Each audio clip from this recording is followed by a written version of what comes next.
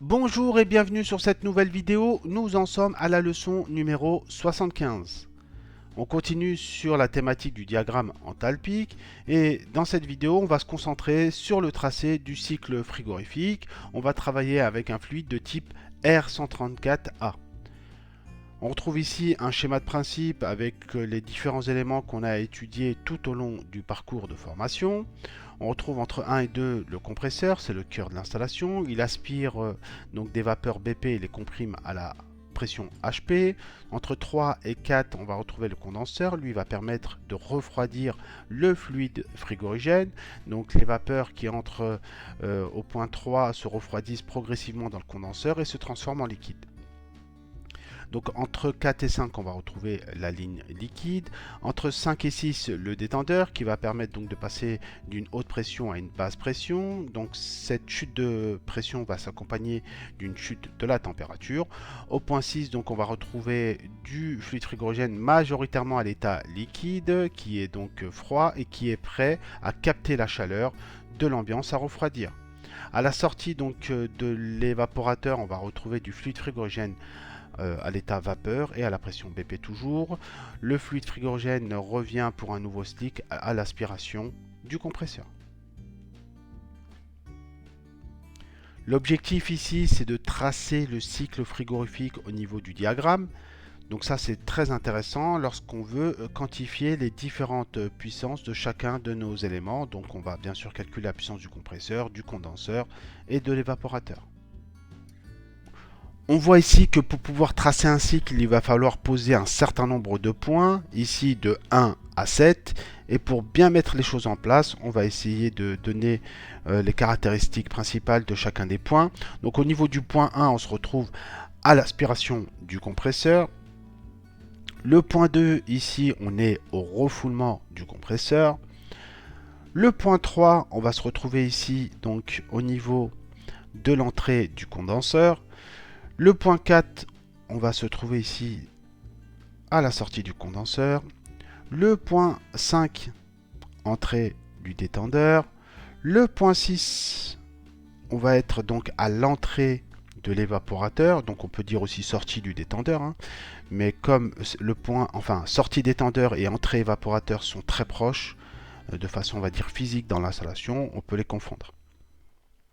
Et le point 7, donc on sera à la sortie de l'évaporateur et on revient donc au point 1 à l'aspiration du compresseur. Alors bien sûr, pour pouvoir tracer un cycle frigorifique, il va falloir réaliser une campagne de mesure. Donc dans un premier temps, il faudra poser vos manomètres sur votre installation et relever la valeur de la pression BP. Donc ici, la valeur de pression est de 2 bars. Attention, c'est une pression effective. Et pour entrer dans le diagramme, il faudra faire plus 1 pour avoir une pression absolue. Donc si je fais la relation pression-température, nous avons une évaporation donc au sein de l'évaporateur qui s'effectue à peu près 0 degré.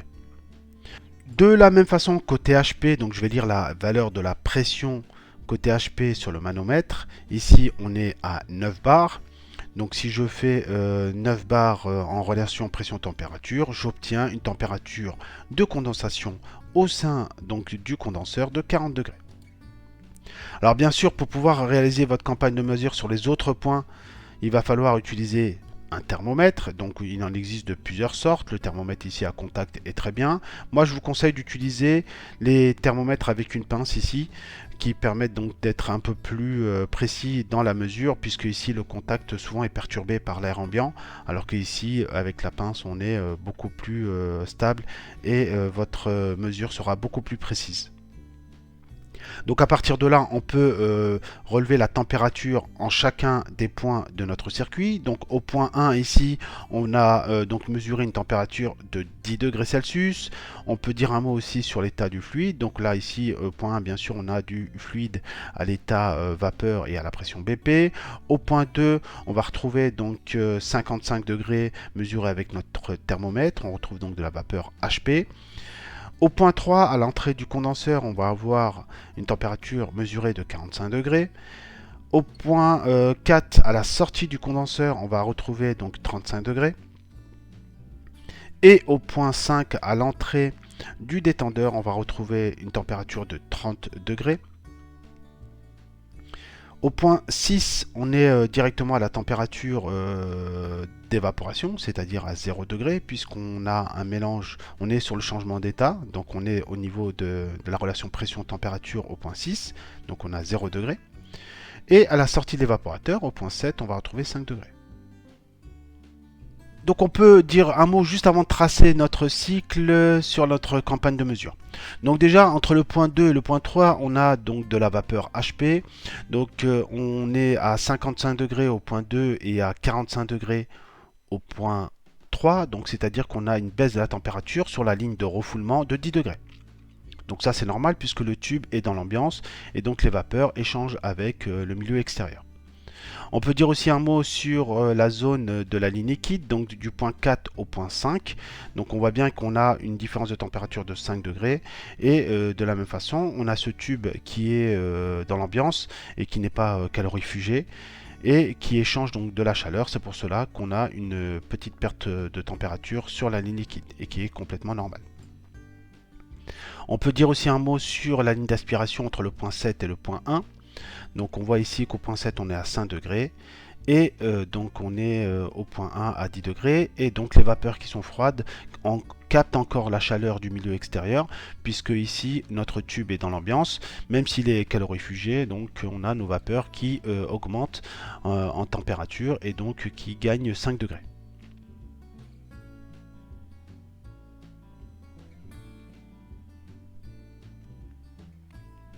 On peut dire aussi un mot sur le sous-refroidissement et la surchauffe. Donc le sous-refroidissement se situe donc au niveau du condenseur. C'est la différence entre la température lue au manomètre, donc c'est la température de condensation, moins la température à la sortie du condenseur. Donc ici on est sur 40 moins 35, on est sur un sous-refroidissement de 5 degrés. Donc le sous-refroidissement est normal puisqu'il est compris entre 4 et 7 degrés. Au niveau de la surchauffe, on est sur une température d'évaporation de 0 degré. Au point 7, à la sortie de l'évaporateur, on est à 5 degrés. Donc l'écart entre les deux est de 5. La surchauffe est normale puisqu'elle est comprise entre 5 et 8. Donc là, à ce niveau, vous êtes prêt pour pouvoir tracer le cycle sur le diagramme. Donc moi, ce que je vous propose, c'est de mettre la vidéo sur pause, de prendre un diagramme, donc soit papier ou soit numérique, et puis de placer tous ces points. Et je reviens vers vous dans quelques instants pour la correction. Allez, bon courage à vous, à tout de suite. Allez, me revoilà avec le diagramme Enthalpique sur Paint. J'ai mis ici le tableau avec notre campagne de mesure et puis le schéma ici pour pouvoir se rappeler des différents points. Lorsque vous avez un tracé de cycle à réaliser, moi je vous conseille toujours de tracer l'isobar BP et l'isobar HP. Donc ici on va retrouver donc côté HP 9 bars. Donc attention, c'est une pression effective, donc il va falloir que je fasse plus 1, c'est-à-dire que ici sur mon axe désordonné je vais être à 10 bars. Donc là je vais tracer une isobar, donc c'est une ligne horizontale, et je sais que tous les points côté HP vont se situer sur l'isobar ici 10 bars. Donc c'est-à-dire que le point 2, le point 3, le point 4 et le point 5 vont se trouver quelque part ici sur l'isobar. On peut dire un mot très rapidement sur la zone de façon très générale. Donc le point 2, lui, il est donc état vapeur, c'est la sortie du compresseur. Donc le point 2 va se trouver quelque part par ici. D'accord, dans toute cette zone-là. Le point 3, entrée condenseur, même chose, on est sur de la vapeur. Donc ici, là, le point 3, vous vous rappelez, c'est l'entrée du condenseur, on est sur de la vapeur. Donc ça va être quelque chose qui sera donc un peu plus proche de la courbe de saturation vapeur. Le point 4, par contre, on est toujours sur la HP, mais le point 4 ici, il est en liquide. Donc là, il va se trouver quelque part par ici. Et le point 5, il va se trouver aussi dans la zone liquide, puisqu'on est à l'entrée du détendeur. Donc voilà pour côté HP. Donc maintenant, je peux tracer mon isobar BP. Donc ici, sur le mano, je peux lire une pression de 2 bars. Donc ce qui me fait une pression absolue de 3 bars, puisque je fais plus 1. D'accord. Donc là, je fais mon tracé le plus précis possible. Bon, bah après, c'est vrai que c'est un tracé graphique, donc il peut y avoir une petite marge d'erreur, mais on va essayer de s'appliquer. Et donc, je sais que tous les points côté BP, donc le point 6, le point 7 et le point 1 vont se trouver quelque part sur l'isobar 3 bars. Donc le point 6, on a dit qu'il était majoritairement à l'état liquide, mais bon, il y avait un petit pourcentage de vapeur à la sortie du détendeur, donc on va se trouver quelque part par ici, à l'intérieur de la cloche. Le point 7, on est 100% vapeur, donc on va se trouver par ici. Et le point 1, de la même façon, on va être en BP 100% vapeur, on va se trouver quelque part par là. Voilà. Donc maintenant, on peut tracer de façon un peu plus précise nos différents points. Donc à partir de ce moment, on peut placer nos points de façon beaucoup plus simple. Donc le point 1 ici est à une température de 10 degrés.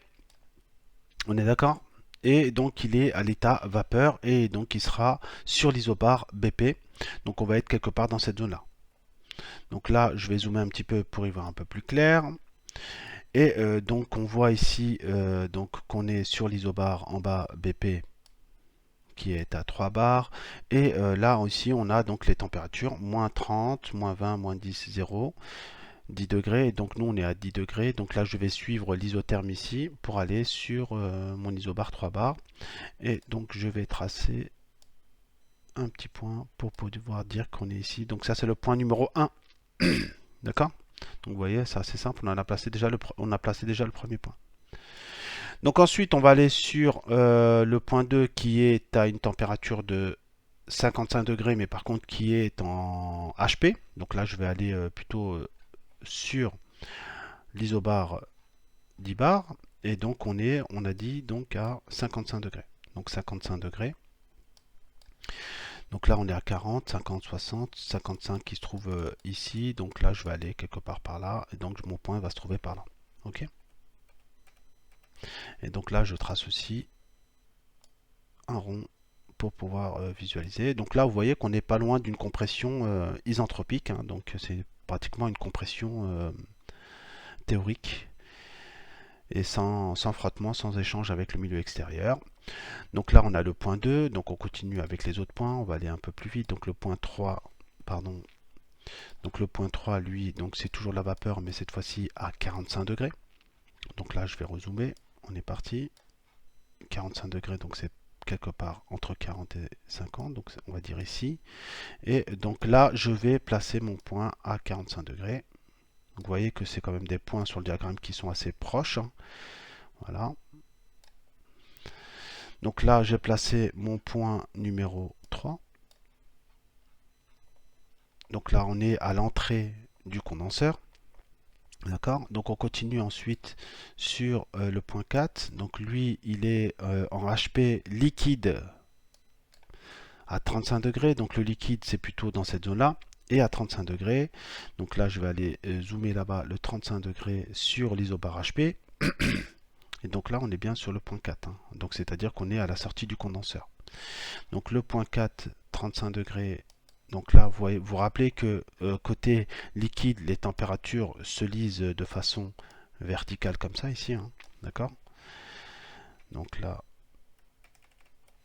là, par exemple, ça c'est l'isotherme. Excusez-moi, j'ai pas bien tracé, mais on va le faire avec une ligne droite comme ça. Donc vous voyez que ça c'est l'isotherme 55. Ici, on se retrouve avec l'isotherme 40. Et ici, l'isotherme 35 degrés. Donc là, voilà. Donc vous voyez qu'on va se trouver quelque part par ici. Voilà. CTRL Z. Et là, donc je vais pouvoir placer mon point 35 degrés. Toujours de la même façon. Donc ici, je monte tout droit et je vais là et je place mon point. Et donc là, le point, c'est le point, on est d'accord? C'est le point 4. Donc on continue ensuite avec le point 5. Le point 5, lui, est toujours en liquide HP à 30 degrés. Donc là, vous voyez, 30 degrés, je monte directement ici. C'est encore plus simple. Donc je vais par là. Donc 30 degrés, je suis là. OK. Ensuite, donc ça, c'était mon point 5. Ensuite, le point 6, donc on est à la sortie du détendeur à 0 degré. Donc en BP, donc là, ça va être très facile à tracer puisque on est sur une isenthalpe. Donc là, je vais tracer, vous vous rappelez, l'évolution du détendeur, c'est quelque chose comme ça. Donc là, je vais me trouver ici au niveau du détendeur. Donc là, j'ai ma détente, et voilà. D'accord. Donc là, on est au point 6, et enfin, on va terminer avec le point 7. Hein. Vous voyez, on a pratiquement placé nos points. Donc on est à 5 degrés. Donc 5 degrés, je vais zoomer dans la zone vapeur. Donc le point 7, on est à la sortie de l'évaporateur. Donc dans la zone vapeur, ici, même principe. Donc là, les points vont être très très proches. Donc ça, c'est le souci. Voilà. Hop.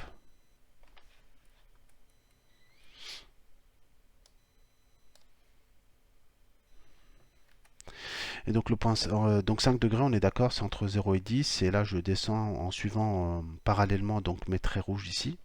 Et donc là, j'aurai mon point 7. Donc voilà mes points. Je place rapidement les points. Donc le point 1, ici, aspiration du compresseur, on est par là. Le point 2, il va se trouver ici. Sortie compresseur. Le point 3, on va se trouver là. Entrée condenseur. Voilà. Le point 4, donc ça c'est sortie condenseur. On est là. Le point 5, entrée détendeur, c'est ici. Voilà. Et le point 6, on est là.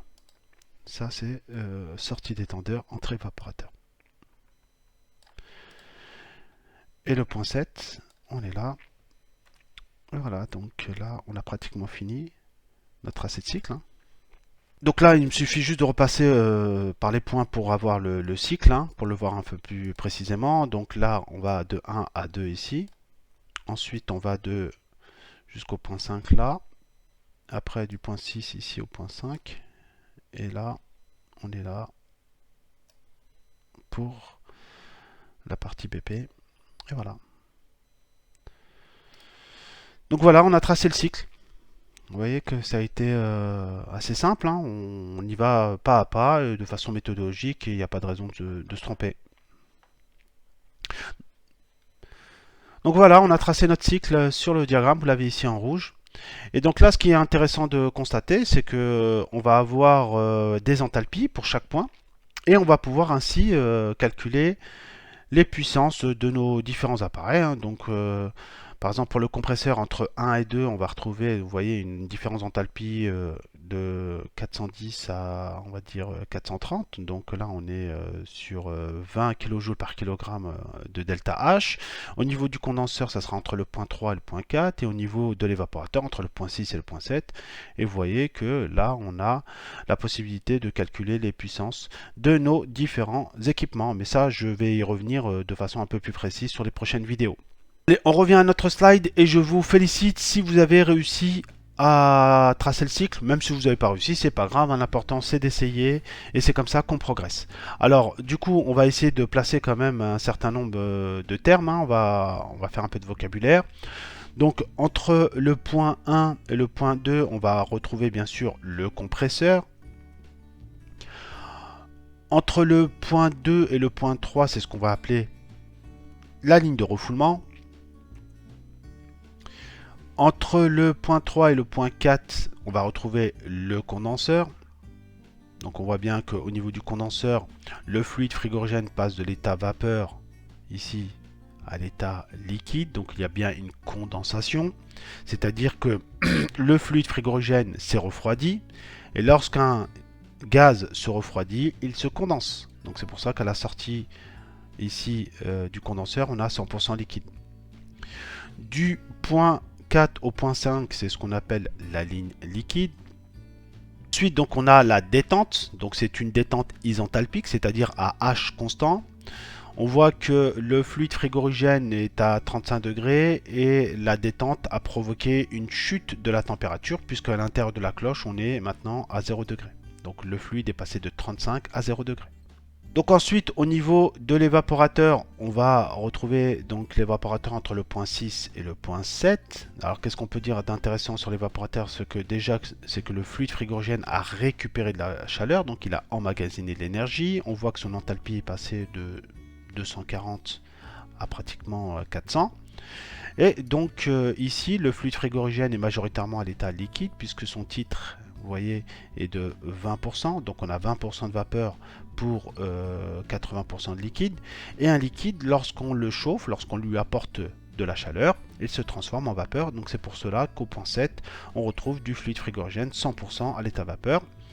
Et enfin, donc entre 7 et 1, on retrouve la ligne d'aspiration.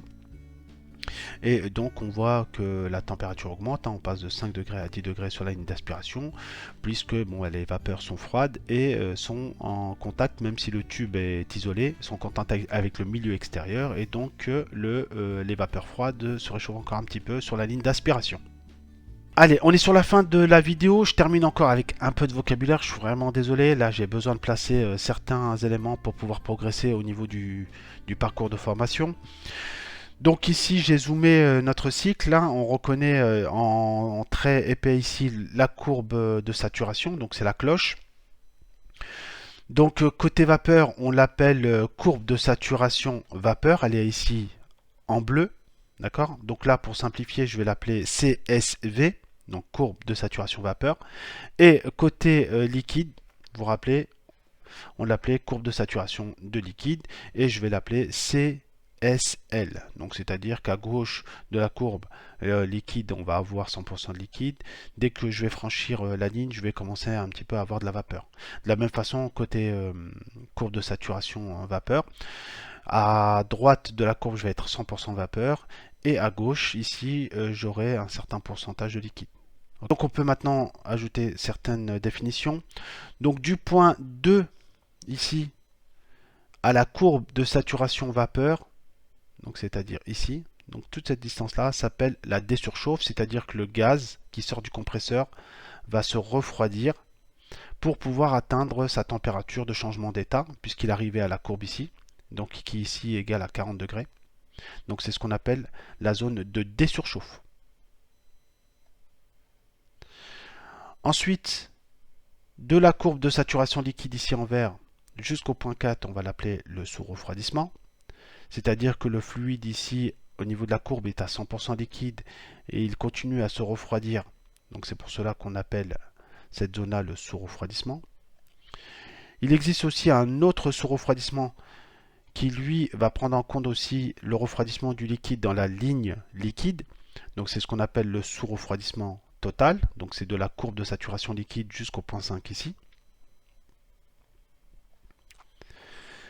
Ensuite, au niveau de la surchauffe, on va retrouver donc la surchauffe qui va être comprise entre le point 7 ici, donc c'est la sortie de l'évaporateur, et la courbe de saturation de vapeur. Donc c'est-à-dire que les vapeurs ici, lorsqu'on est 100% vapeur, les vapeurs continuent à se réchauffer à l'intérieur de l'évaporateur. Donc ça c'est la dernière partie, le dernier transition de notre échangeur de chaleur. Donc cette zone-là s'appelle la surchauffe. Et il existe une deuxième surchauffe qui s'appelle la surchauffe totale qui, elle, va prendre en compte donc la surchauffe dans l'évaporateur, qui est jusqu'au point 7, mais aussi la surchauffe totale donc qui va jusqu'au point 1, c'est-à-dire jusqu'à l'aspiration du compresseur. Ça sera tout pour cette vidéo. J'espère que ces explications vous ont été profitables. Restez bien connectés sur la chaîne, j'ai encore beaucoup de choses à vous raconter et je vous dis à tout de suite pour la suite. Prenez soin de vous.